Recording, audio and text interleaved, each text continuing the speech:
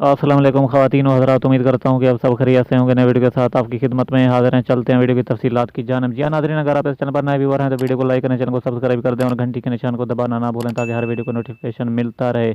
जी हाँ प्यारे नाज़रीन, आज हम बताने वाले हैं कि मोहम्मद आमिर की वापसी इंग्लैंड के खिलाफ होने वाली है कि नहीं, सब कुछ बताएंगे इस मुख्तसर सी वीडियो में।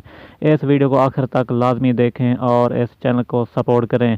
जी हाँ नाज़रीन, आपको बताते चलें कि आमिर की वापसी हो रही है पाकिस्तान टीम में 3 साल के बाद, जो कि क्रिकेट के शौकीन के लिए और आमिर के शौकीन के लिए बहुत ही खुशी की बात है। आपको क्लियर करता चलूं कि प्लेइंग 11 में आमिर शामिल होंगे या नहीं होंगे। जी हाँ नाज़रीन, आपको बताते चलें कि रमीत राजा पाकिस्तान क्रिकेट बोर्ड के चेयरमैन ने कहा है कि प्लेइंग 11 में आमिर को शामिल किया जाएगा और बहुत से खिलाड़ी जिसमें बाबर आजम, मोहम्मद आमिर, रिजवान और शहीन शाह अफरीदी, जो बड़े बड़े खिलाड़ी हैं, पाकिस्तान टीम में शामिल होंगे। ये थी आपके लिए ब्रेकिंग न्यूज़। उम्मीद करता हूँ कि ये वीडियो आपको पसंद आई होगी। नेक्स्ट वीडियो तक इजाज़त दीजिए।